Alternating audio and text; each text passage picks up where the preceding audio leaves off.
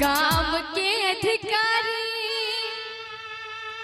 आहो बड़का भैया हो। गांव के कथी कहलिए आहो छोटका भैया हो। हे खाली भैया पर ध्यान है।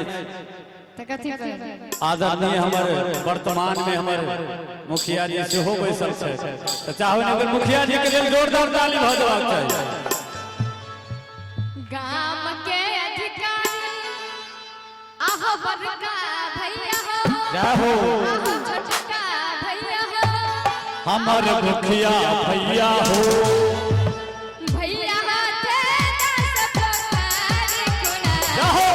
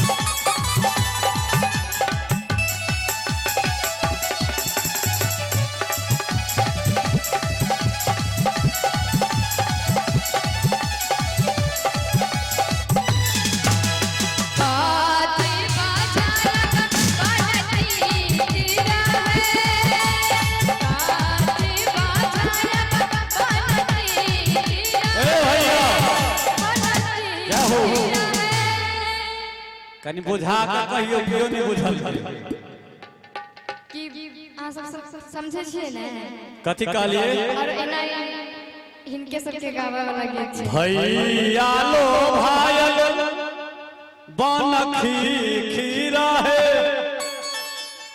कनी समझा के कहियो ने कथी बाजाया बकरती। क्या हो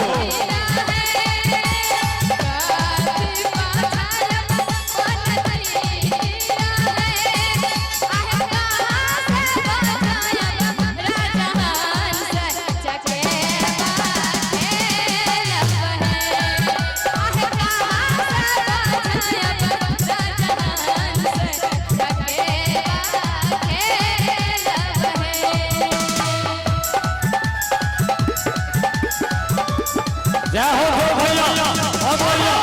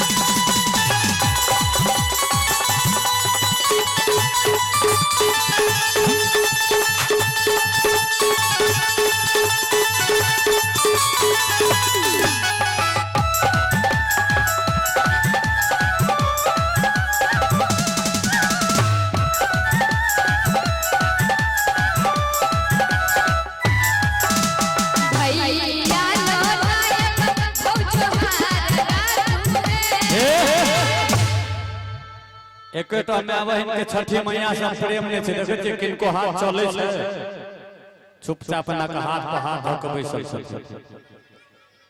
और जिनका सबके अपन अपन भैया से प्रेम है कनी दुनू हाथ उठेबै कनी दुनू हाथ चल दियो दोना महीने पर झंझा के सब गोटे इम्हर को पार्टी सब गोटे दुनू हाथ ताली के संग सब गोटे ताली के संग भैया लो जोहार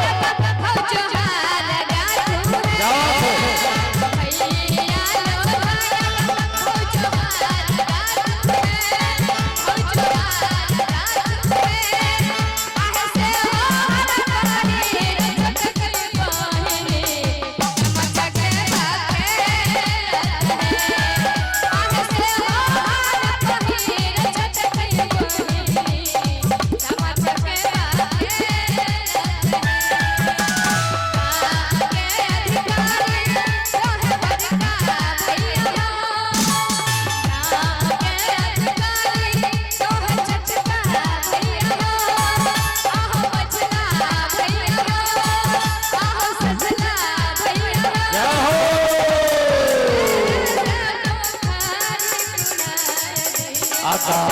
के अधिकारी से हो जीवछा भैया हो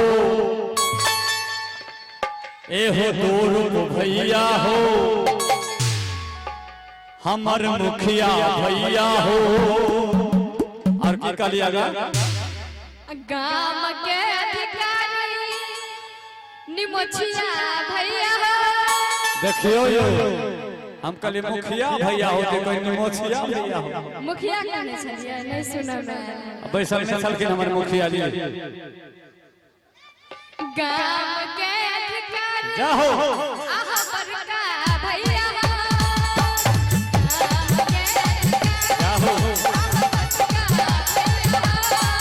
आहा बचका भैया हो आहा सचना भैया हो भैया भैया